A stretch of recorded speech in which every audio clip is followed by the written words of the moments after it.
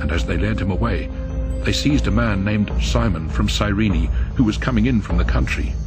They laid the cross on him and made him carry it behind Jesus. Now a great crowd of people followed him, including women who were mourning and wailing for him.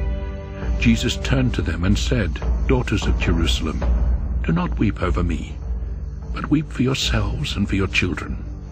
For days are coming when they will say, 'Blessed are the barren women, and the wombs that have borne no children, and the breasts that have never nursed.' At that time they will say to the mountains, 'Fall on us,' and to the hills, 'Cover us.' For if this is what they do when the tree is green, what will happen when it is withered?" 2 others who were criminals were also led out with him to be executed. And when they arrived at the place called the Skull, they crucified him there along with the criminals, one on Jesus' right, the other on his left. And the soldiers divided his clothing by placing bets, and the people stood by watching. The leaders even made fun of him, saying, "He rescued others, let him rescue himself if he really is God's Christ, his chosen one." The soldiers also ridiculed him, coming up and offering him bitter wine. They said, "If you really are the King of the Jews, rescue yourself."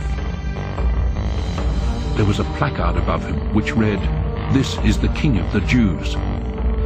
One of the criminals who hung there was abusing Jesus, saying, "Aren't you supposed to be the Christ? Rescue yourself and us." But the other criminal responded with a rebuke, "Have you no fear of God? After all, you are under the same death sentence. Yet here we are justly.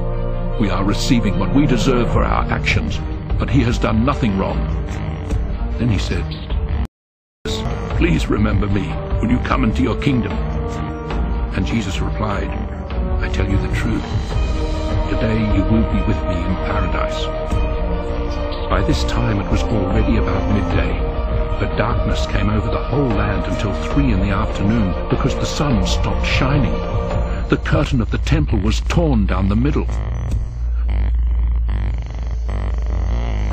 Then Jesus cried out in a loud voice, "Father, into your hands I entrust my spirit." With these words he breathed his last breath. When the centurion saw what happened, he honored and praised God, saying, "This man was truly the righteous one." When the crowd that had gathered for this spectacle saw these things, they beat their chests and returned to their homes. But all Jesus' acquaintances and the women who had followed him from Galilee stood at a distance, watching these things. Now there was a man named Joseph, who was a member of the council. He was a good and just man, and had not given his consent to their decision and action. He came from the Jewish town of Arimathea, and was waiting expectantly for the kingdom of God. He approached the body of Jesus, and when he had taken it down from the cross, he wrapped it in linen and placed it in a tomb cut out from rock in which no one had ever been laid. It was the day of preparation, and the Sabbath was drawing near. But still the women who had accompanied Jesus from Galilee followed Joseph and took note of the tomb and how Jesus' body was laid there.